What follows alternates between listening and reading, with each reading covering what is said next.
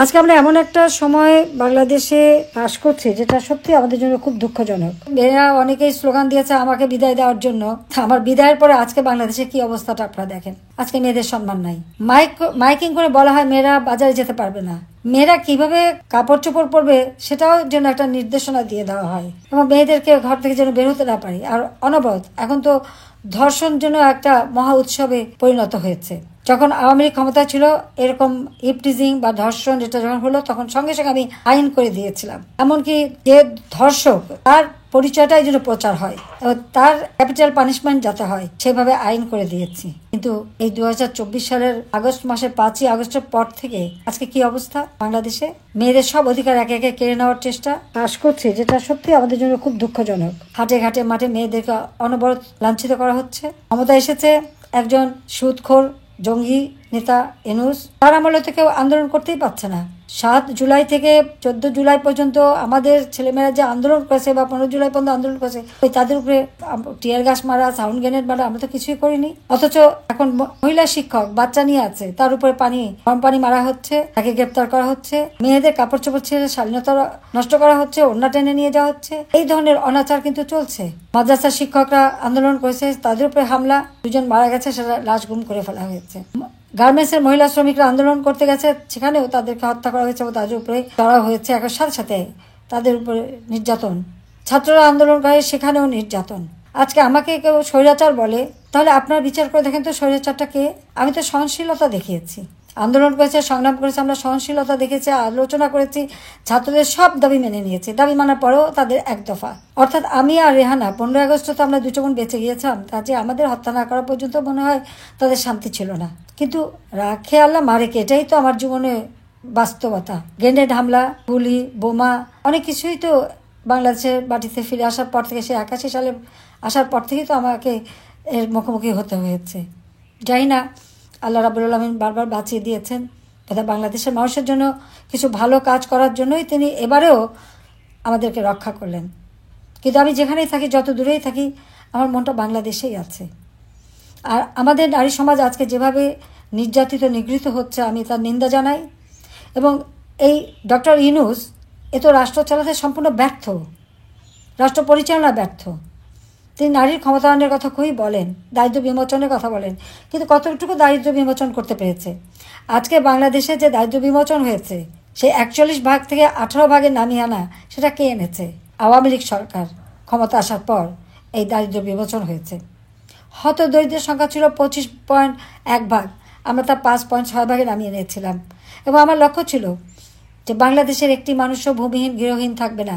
আমি যে আশ্রয়ণ প্রকল্পে ঘর বাড়ি তৈরি করে দিচ্ছি, সে 96 সাল থেকেই পর্যন্ত যাদের দিচ্ছি, সব জায়গায় আপনারা দেখবেন নারী পুরুষের ওই ঘরে 2 কাঠা করে জমি এবং ঘর, সেখানে কিন্তু নারী পুরুষের সমান অধিকার দিয়ে দিয়েছি।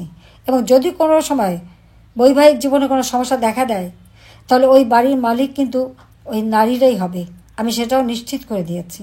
অর্থাৎ আমার দেশের নারীরা তারা নিরাপদে থাকুক, তারা নিজেদের জীবন জীবিকা যথাযথভাবে করতে পারুক, সবসময় সেই চেষ্টায় আমি করে গেছি, সেই পদক্ষেপই আমি নিয়েছি। এবং যা বলতে গেলে আমার মায়ের কাছ থেকে শেখা। একটা সমাজের 2টি অঙ্গ নারী পুরুষ সমানভাবে যদি এগিয়ে না যায়, তাহলে সে দেশ কখনো উন্নত হতে পারে না। আমরা 2 পায়ে চলি, আমার 1 পা যদি খোঁড়া থাকে তা তো আমাকে খুঁড়িয়ে খুঁড়িয়ে চলতে হবে। আর সমাজেও সেই অবস্থাটা, কাজে সেদিকে লক্ষ্য রেখেই শিক্ষা দীক্ষা কর্মক্ষেত্রে সব জায়গায় যেন আমাদের নারীদের সমানভাবে তারা এগিয়ে যেতে পারে, তাদের সেই স্বাধীনতা যেন থাকে, সে ব্যবস্থাটাই আমরা করেছি। কমিউনিটি ক্লিনিকে সেখানে কিন্তু সবথেকে বেশি মেয়েরা চাকরি পায়। এখন দেখলাম তাদের বেতন ভাতা সব বন্ধ করে দিয়েছে। কেন বন্ধ করবে? যেখান থেকে সাধারণ, বিশেষ করে মেয়েরাই তো বেশি লাভবান, তাদের তো কারো মুখাপেক্ষি হয়ে থাকতে নাই, হেঁটে যে তারা চিকিৎসা নিতে পারে, সেই সুযোগটাও এই ইউনূস সরকার এসে বন্ধ করে দিতে চাচ্ছে। যে কাজটাই করি সেটাই ধ্বংস করতে হবে, দেশটাকেই ধ্বংসের দিকে নিয়ে যাচ্ছে। কাজে আমি আমার বোনদের বলবো এই নারী দিবসের সকলের কণ্ঠ সোচ্চার করতে, যে আপনারা সোচ্চার হন এবং রুখে দাঁড়ান। এই অন্যায় অবিচারের হাত থেকে দেশকে মুক্ত করতে হবে, জাতিকে মুক্ত করতে হবে। যে লোকটা শুধু ক্ষুদ্র ঋণ দিয়ে মোটা অঙ্কের সুদ খেতে জানে, মেয়েরা কাজ করবে আর সেই টাকাটা সে সুদ হিসেবে কেড়ে নেবে, আর সেই সুদের টাকা দিয়ে তার বিলাসিতা, দেশে বিদেশে সম্পদ, পৃথিবীর এমন কোনো দেশ নাই যেখানে তার সম্পদ না আছে। আর শুধু দেশে তার সম্পদের অগাধ সম্পদ, আর দরিদ্রই থেকে যায়।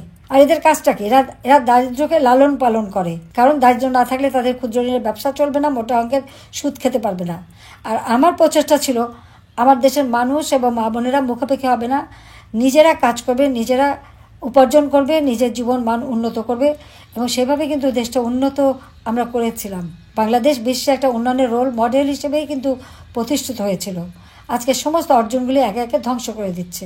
বাংলাদেশ এখন ধ্বংসের কিনারে। জঙ্গি যত সন্ত্রাসী তাদেরকে জেলখানা থেকে মুক্ত করা হয়েছে। আর আমাদের আওয়ামী লীগ নেতাকর্মী, সাংবাদিক, সংখ্যালঘু সম্প্রদায়, ডাক্তার, কেউ বাদ যাচ্ছে না। পেশাজীবী তাদেরকে গ্রেপ্তার করে বন্দি, হত্যা করে, একদিকে হত্যা করছে, একদিকে মামলা দিচ্ছে, একদিকে বন্দি করছে। এমনকি আমাদের নারী সাংবাদিক তারাও তো রেহাই পাচ্ছে না, তাদেরকেও গ্রেপ্তার করা, তাদের বিরুদ্ধে মামলা। চাকরি হচ্ছে যেখানেই আমাদের সরকারি বা স্বায়ত্তশাসিত প্রত্যেক প্রতিষ্ঠান থেকে, এবং পুলিশ বাহিনী, এমনকি সেনাবাহিনীর অবসরপ্রাপ্ত অফিসার হোক, কাজে হোক, প্রত্যেকে চরমভাবে অপমান করা হচ্ছে। তাদের বিরুদ্ধে মামলা দেওয়া হচ্ছে, মিথ্যা মামলা, তাদের কারো পাসপোর্ট বাতিল করা হচ্ছে, নানাভাবে মানুষকে হয়রানি করছে। এভাবে যদি সব ক্ষেত্রে হয়রানি করে, তাহলে একটা রাষ্ট্র পরিচালনা করবে কিভাবে? শুধু নিজেরা বসে বসে ক্ষমতার ভাগরুটি খেলেই চলবে? এক একজনের তো ইতিমধ্যে আঙুল ফুলে কলা গাছ হয়ে গেছে।